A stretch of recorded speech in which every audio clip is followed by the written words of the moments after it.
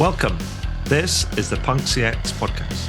My name is Adrian Swinscoe, and I'm an advisor, best-selling author, Forbes contributor, and general explorer of the service and experience space. On the podcast, I seek out and interview entrepreneurs, leading business people, authors, tech leaders, academics, and generally cool people doing interesting stuff in the service and experience space. Check out the archive at adrianswinscoe.com. That's enough from me. Let's get into the interview. Before we get into the podcast, I want to give a big shout out and thanks to the folks at Pega for sponsoring my podcast this month. Now, we are fast approaching PegaWorld iNspire, which is Pega's annual conference that will be held at the MGM Grand in Las Vegas from June the 11th to June the 13th. This year, it's going to be an in-person event for the first time in 4 years. And they're going to bring together experts and industry leaders to demystify technologies like generative AI and intelligent automation.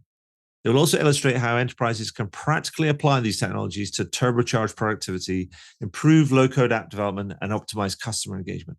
Now, check out PegaWorld.com to find out more, and hopefully I'll see you there. Shall we get back into the interview?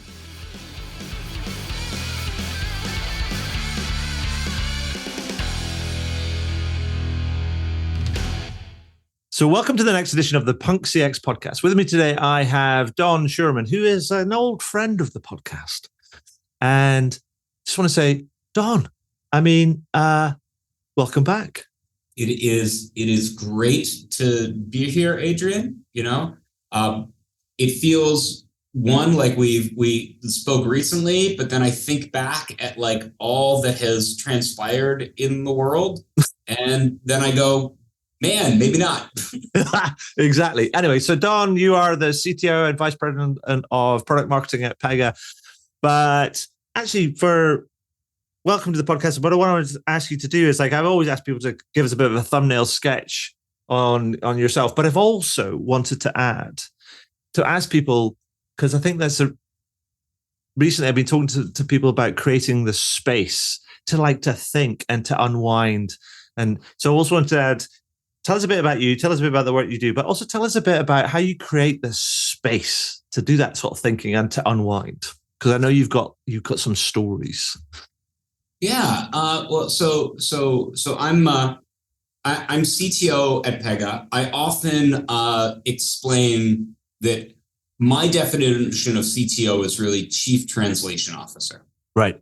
And my team's job is to make sure that we can translate what's going on in Pega's technology, what's going on in the broader technology space out to our clients so that they really understand how to turn that stuff into value and what it means for them. Mm-hmm. And then we can turn around and translate what we're hearing from our clients back into the roadmap and the strategies that then inform our technology to ensure we're doing the right things. And hopefully that virtuous circle continues. Right.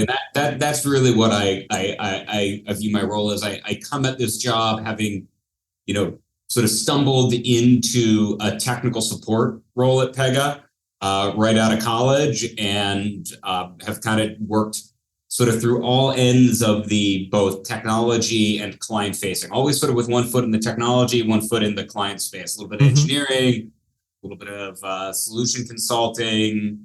And so it's really been a fun journey. You ask about, it's funny, this morning I was playing a little bit of schedule bingo because I had or schedule Tetris, probably is a better analogy. I had an early morning meeting, and then I wanted to be in the office today.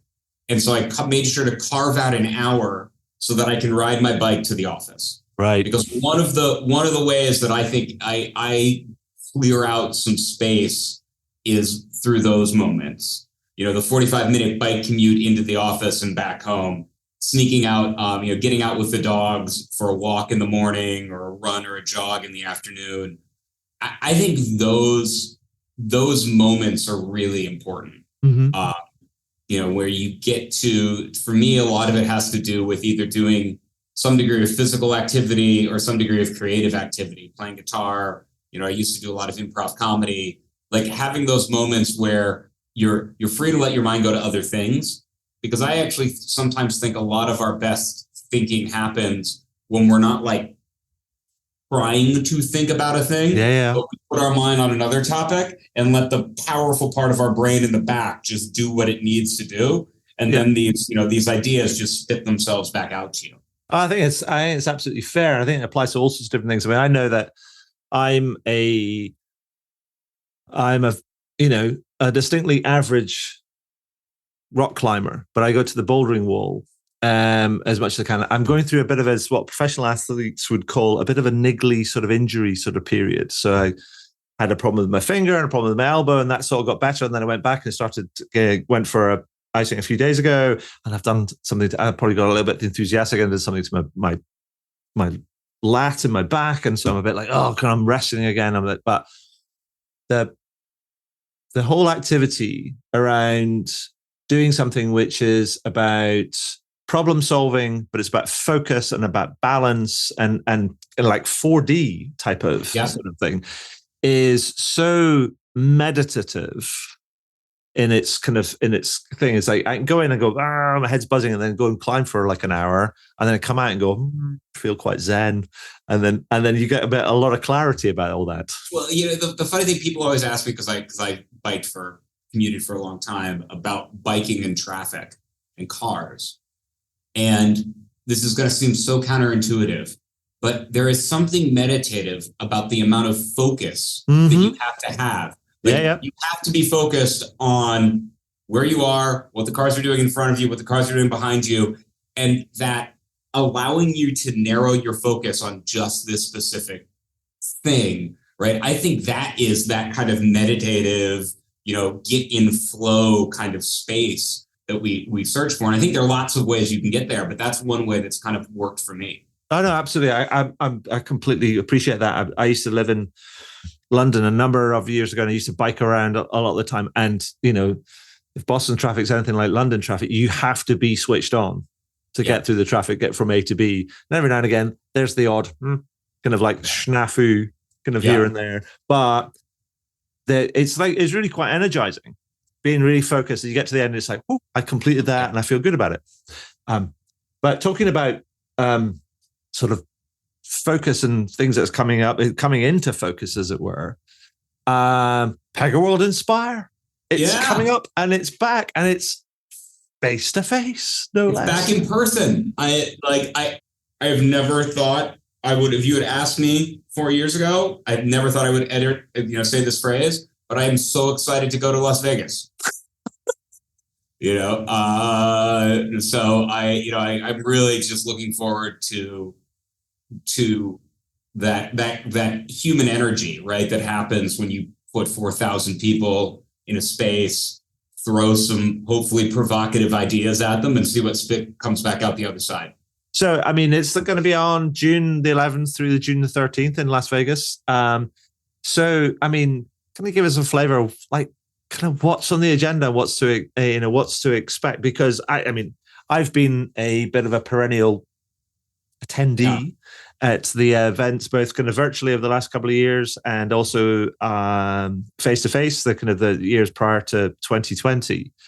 So I understand it, but it's like this is the first time back face to face in a while. So it's like, so what's going to happen? The big topic for us this year, the big theme maybe for us this year, is the autonomous enterprise. Okay. So how do organizations apply all this new great AI stuff that's coming out? And let's stick a pin in that, because boy, AI is like chomping up the world right now, right? So how do we apply all of this AI stuff, combine it with lots of powerful automation to build an enterprise that is continuously evolving, continuously optimizing, maybe in some places even self-optimizing or continuously learning automatically, right? So that we're delivering better experiences for our customers that keep getting better. We're finding new ways to optimize processes to make things more efficient and easier for our customers and employees. We're building the kind of agility that naturally needs to be in the organization to respond to a world that is pretty unpredictable, right? If you had told me, 4 or 5 months ago that I would be playing around with Auto GPT and writing agents that like do pretty sophisticated multi-step tasks automatically. Mm-hmm. Yeah. Like I don't think any of us would have expected it, but No. we're here, and it's not the technology, the AI technology has been around for a while, but suddenly it's front and center, and it's the barrier to get your hands on it and use it has dropped significantly. Yeah. I mean, this sort of reminds me, because I actually was thinking about this. So I got a preview of some of the themes and stuff. And you talked about the autonomous enterprise. And I was thinking, listen, I've been talking to you guys now for a number of years. And it reminded me of a conversation that I'd had with Rob Walker back in 2016.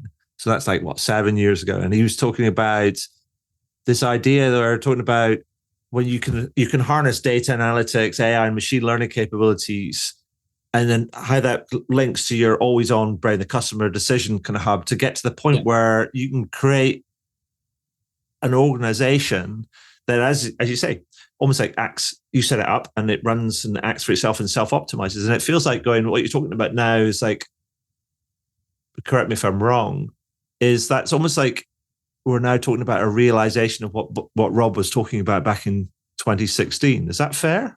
I think it is. I think also the way, the metaphor I use to describe how I think this is going to work has a lot, like I think about autonomous cars, right? We tend to talk about autonomous vehicles, self-driving cars. Yeah. And I still believe that we're probably over a decade away from there being a whole bunch of cars that you walk into, you say, go here, and the car just takes you there. And right? And I think there's lots of reasons for that. I think some of it is technical, right? I think the actual stitching together of the multiple different AI technologies that make a car do some pretty slick things is actually far more complicated than making the individual sensors themselves work, right? And it's pretty impressive that we made the individual sensors themselves work, but we have a far deeper problem, which is how do we put all of these together and continuously refine it? But I think there's also things like regulatory challenges. Like we're in the US struggling right now to just pay our bills on time, like let alone getting Congress to figure out how to re-regulate the transportation industry is probably going to take some time. And I think there's cultural things, like a lot of us like to drive. Well, yeah. Right? So people aren't going to necessarily sort of be like, no, I'm going to totally give up my control. But my car has regulated cruise control, where we'll automatically figure out what traffic is doing and adjust it without me having to hit the brakes or the gas.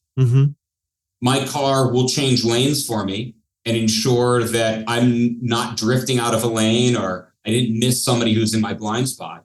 So there are these autonomous capabilities in the vehicle that help me be a safer driver, a better driver, and have a better driving experience. Yeah.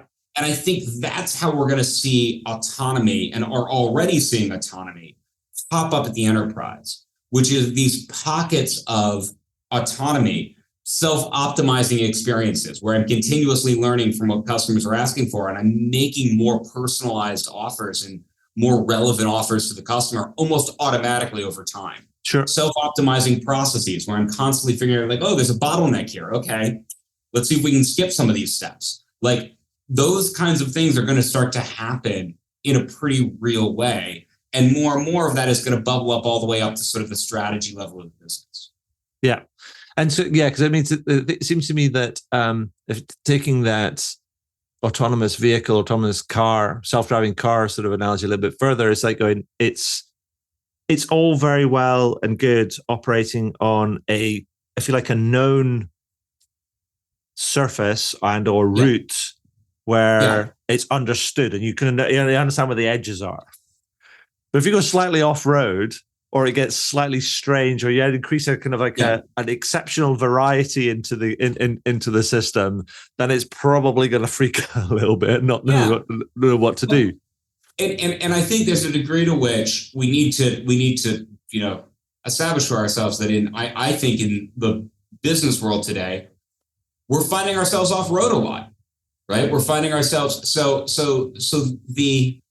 what I do think is important is does the enterprise have the autonomous capabilities embedded in it? Knowing when to shift into four-wheel drive, knowing how to dynamically change the ride of the vehicle because you bumped onto a bumpier road, so that the driver can focus on making the really important decisions the driver needs to make.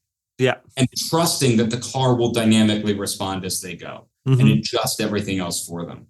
And, and I think that also reflects how we're starting to look at some of the power that's coming around with generative AI. Right? It's pretty amazing to me. I think I saw a chart that ChatGPT hit like 1 million or 5 million users faster than any of the other, like faster than Facebook, faster than the sudden prevalence of people. Some of these large language models have been around for a while. I think Rob Walker was talking about image generation at PegaWorld the last time we were in person, which is 4 years ago. What's different is this is now all leapt out of the realm of like cool tools for data scientists and AI geeks and become something that every person, and frankly, I think every CXO can put their hands on, which now means everybody in every organization is being asked to figure out like, well, what does this stuff mean for us? And what can we do with it? And is it safe? And can we use it safely? And there's this weird balance of, boy, I don't want to get in trouble with this because there's that risk there, but I also don't want to be left behind by organizations that have figured out how to move faster and optimize by using it. So I think it creates a real interesting strategic conundrum. It's an off-road moment, as we would say, right? And so that's one of the other big topics that I think it feeds into that whole autonomous story that we're going to be talking about at PegaWorld.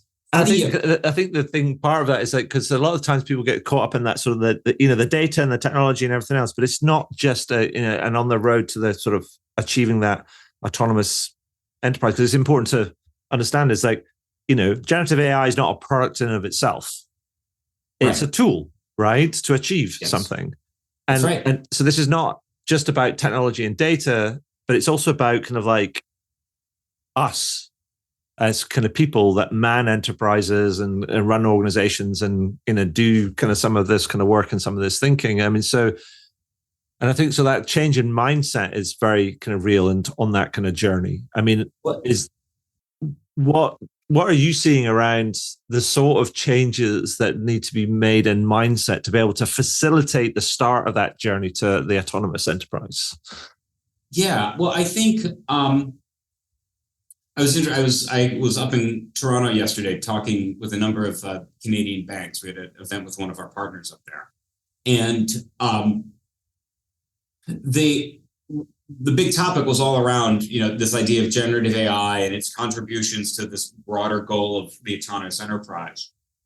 And there are a couple of things that I'm seeing that are helping organizations get there. One is, first and foremost, this relentless dedication to being an agile enterprise. I think, organizations that are learning that so much of their competitive advantage is their ability to respond to change, right? In a world that's constantly changing, the first movers, right, have advantage, where also so much of the rest of the world becomes increasingly commoditized, right?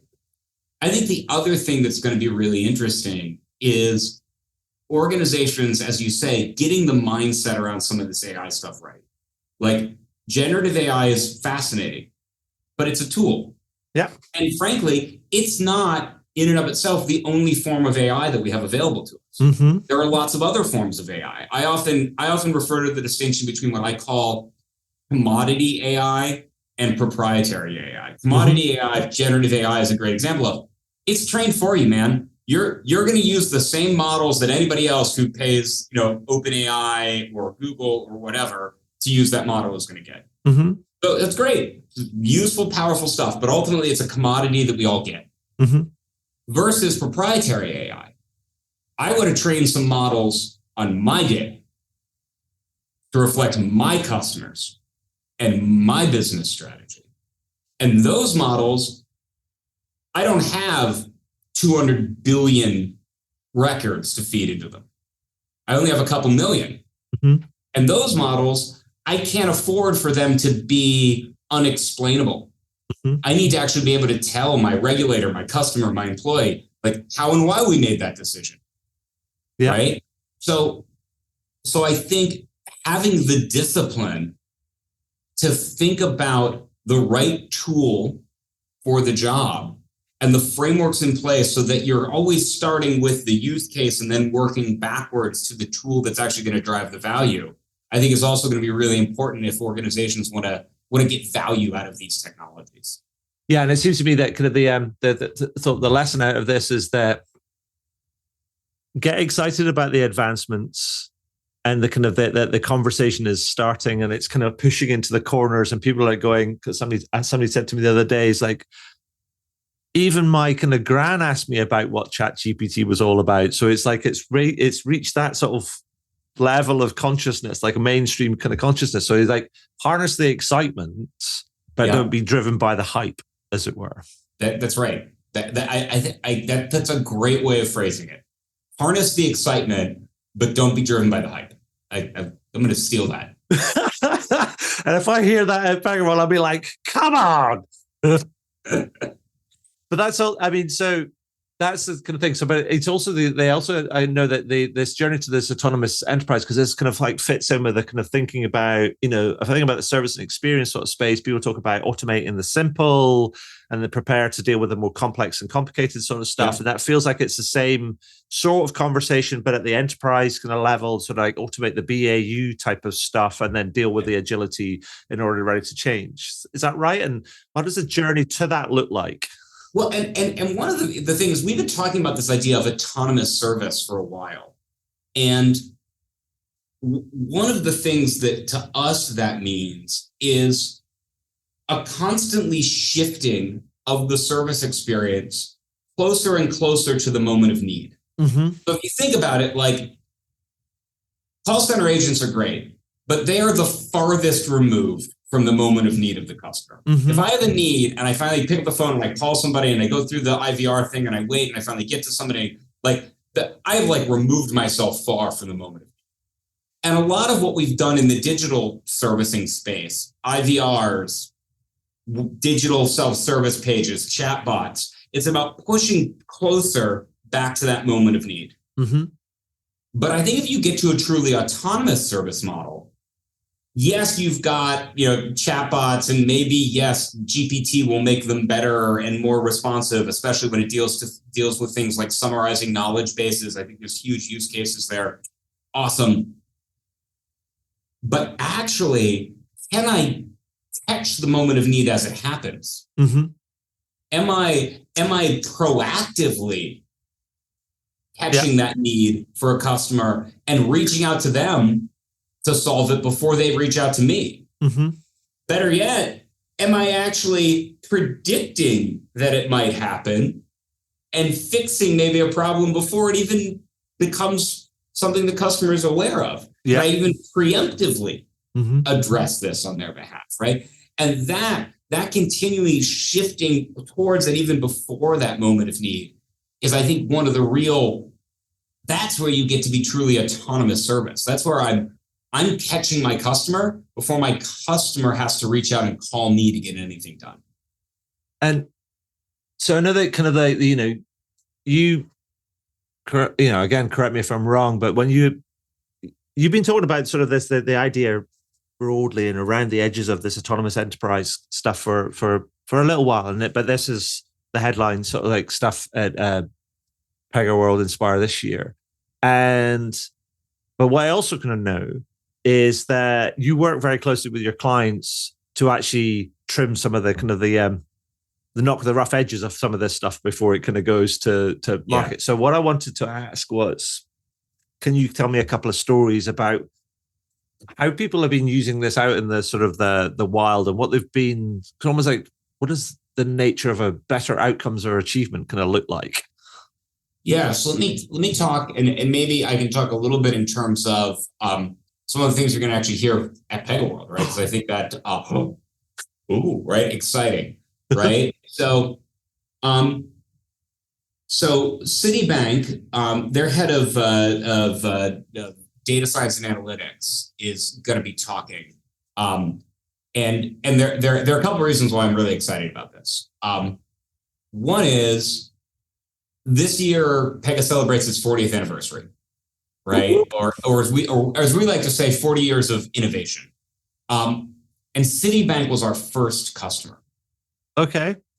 And they still use us for the payment exceptions use case they bought us for 40 years ago. They don't use mainframe technology anymore, but they still use us.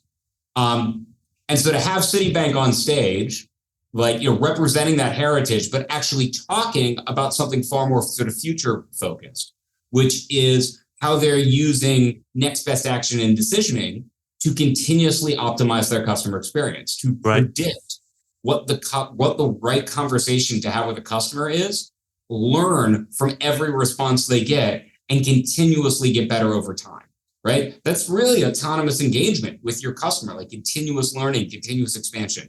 So Pramiti from Citi is going to talk about that. We're also going to hear from the CMO of Rabobank, another organization that has really bought into that. How do I continuously improve my customer experience by listening and learning and personalizing every interaction that I have? Aflac, the CIO of Aflac, is going to be speaking, and they've done a lot in sort of what I would call the sort of autonomous or automated service space, using things like chatbots and automated email processing to get faster at responding to customer needs. Right? I think there's this we've probably spoken about this before, but this unique moment, especially in the servicing space, where I can simultaneously deliver a better customer experience and do it in a more cost-effective way for my business, right? And that's like a really cool win-win, right? Like I'm like better experience and better efficiency. But how they've used natural language processing and AI to optimize those aspects of the customer experience. And then how they're thinking more broadly about using low code tooling to roll out process optimization at scale, to get more and more of the business involved in continuously optimizing business processes and making them better. Yeah, no, because I think that's the kind of the thing that I've always been, and this is sort of something you've sort of leaned into kind of over the last couple of years, is you've definitely moved into developed a platform into like a no code, low code type of kind of platform. So it's almost like democratized the development of it. So it's not just a bit like, here's a big product, this is how you can weld them together sort of thing. It's a case of like, here's the thing, go build stuff. And that feels like, so it's not just a template sort of thing, but it's like it's a playground in many ways that you can say, well, it's up to you. The technology's all there, and all the piping and the wiring's all kind of, then the connectors are all there. Then you've got to, now it's up to you to figure out what is the autonomous enterprise as an aspiration can it mean for your business. That's right. And how do you build that kind of ongoing spirit of innovation, right? We've got a lot of clients who are building what they call innovation factories or low code factories, where they kind of use this to unleash that, right? Because I think that's also a big important part of this journey to continuous learning, continuous adoption. Like, not all of it is going to be done with an AI machine learning model. A lot of it's going to be done by empowering our humans, our employees, to come up with new ideas and quickly actually turn them into applications and new processes and new experiences, so that we can be continuously responding to all this stuff and all these new needs that are emerging in our customer base. Yeah. I mean, I remember talking to, a little while ago, there's a professor from Harvard called Stefan Tomke, and he's big into sort of the idea about experimentation. Yep. And it's that idea is like, it's like people talk about agility, and that's fine, and that's a way of doing things. But actually, experimentation is the thing that sits at the right at the front end of it. It's almost a bit like, and experimentation, it comes from, well, it's an idea. The idea could come from an insight that's driven by your systems, that comes from your analytics platform or whatever, and it goes like, oh, here's a thing. Or an idea could come from, I had a conversation with somebody, or I saw somebody doing something, and that's an idea, and then I want to test. Right. And so it becomes, you're open to all of these different things. And I guess that's a big part of it. I know there's kind of companies around the world that there's another one. Stefan uses it in his book, and it's a big example in his book that booking.com is like, they run thousands of experiments all the time. And they have almost like a big red button that anybody at any point can go and press stop and run an experiment, right? Like, it can start one, but also can stop one if they think it's going to go wrong. And it's like, for me, that's the thing about it, is go back to the beginning. It's like, it's not just about technology and data and analytics and all the tools and stuff, but it's also about the mindset and the culture that allows you to kind of get the most out of all of those sort of things.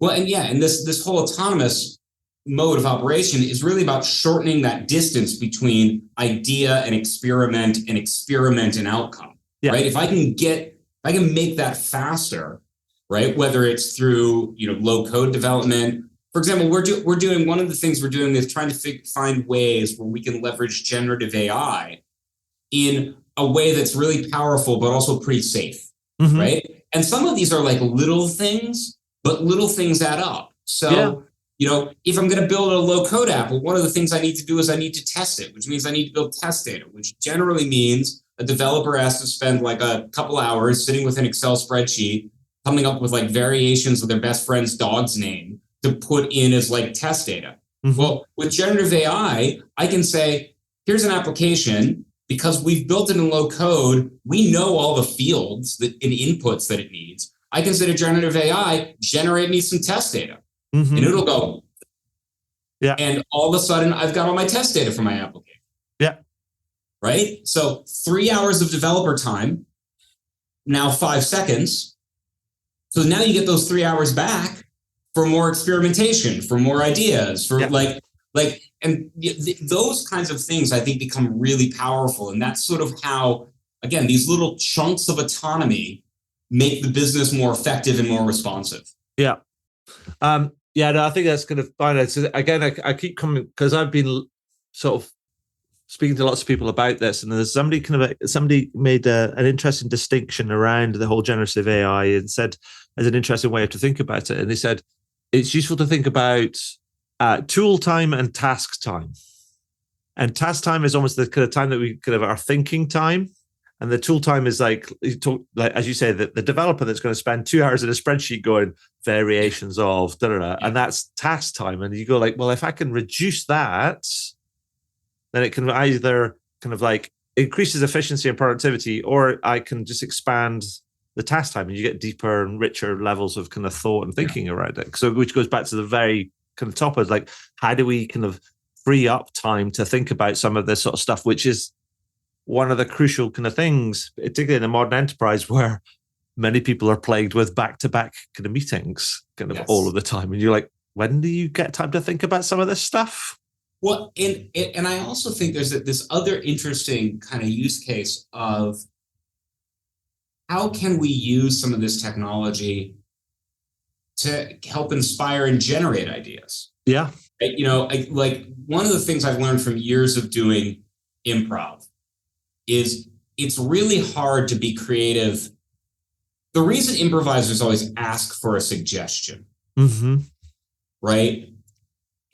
It's not because improv is some magic trick that we want to prove to you that we're making this up. So we're going to ask for a suggestion. In fact, the best improv show I've ever seen, and I think there's actually a documentary of it with this as its title, is these guys, TJ and Dave.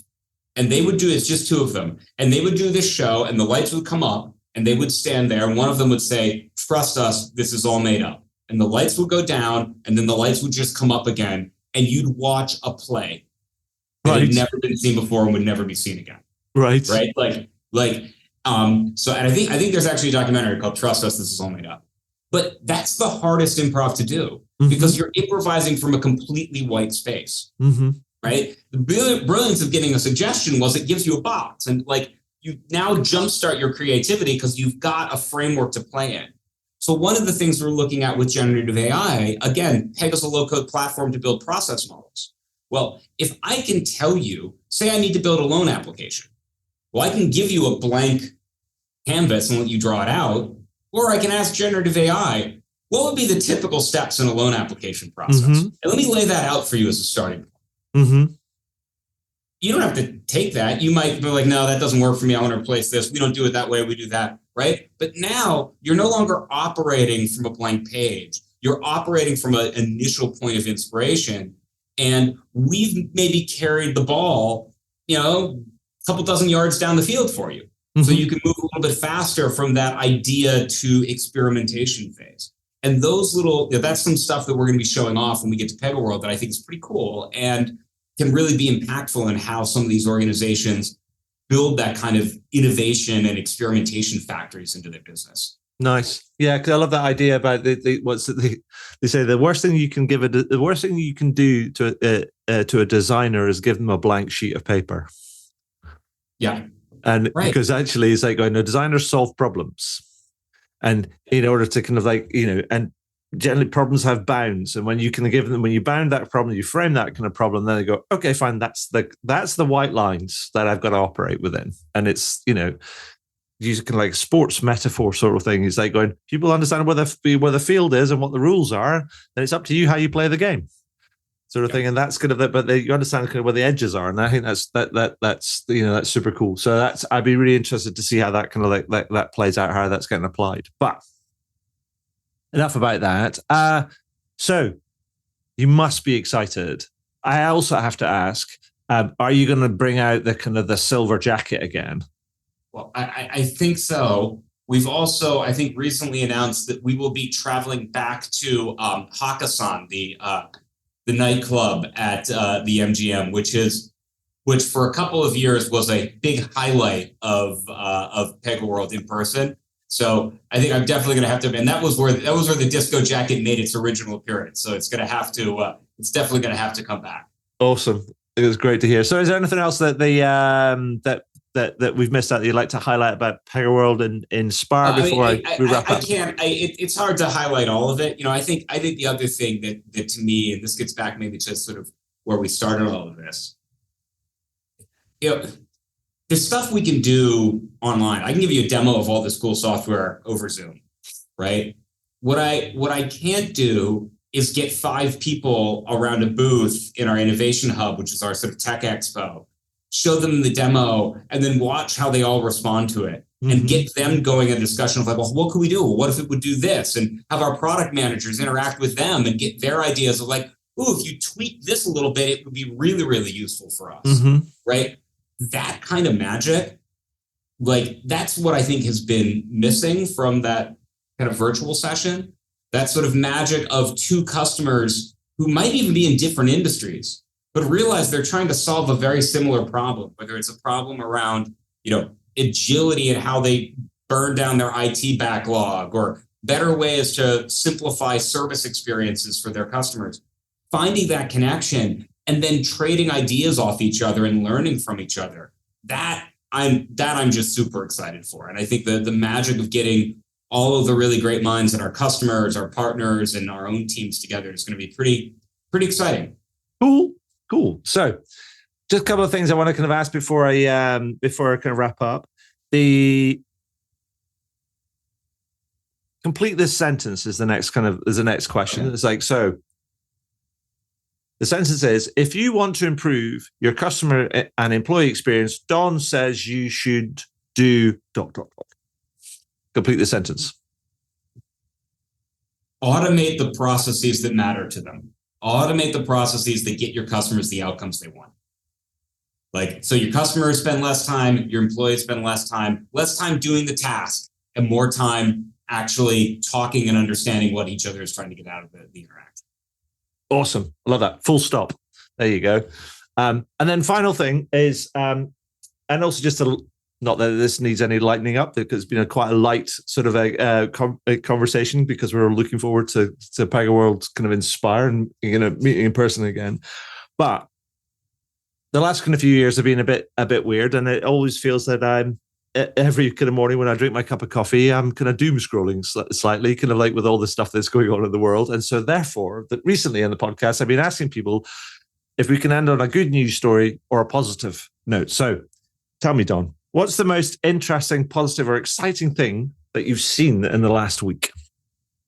Interesting and most positive or exciting thing I've seen in the last week.